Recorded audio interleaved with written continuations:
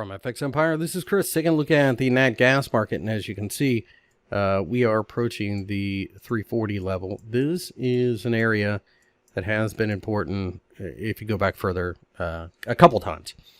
So what do we do with this information? Well, I don't like natural gas, and I actually happen to live in a part of the world that has so much natural gas that we just burn it off. It's waste. It's a waste product for more important fossil fuel extraction. But having said that, price is truth, and people are focusing on the commodity boom in general.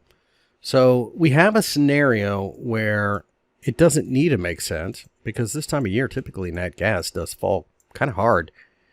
We've kind of been consolidating here. So if we get a daily close above 340, we could go as high as 440 in a bit of a short squeeze. You see Wall Street, well, I should say the CFTC positioning for nat gas is extraordinarily bearish. So that means that if we get above here, there are going to be a lot of people losing a lot of money. So they have to close out their position, squeezing this higher. Think Wall Street bets and GameStop.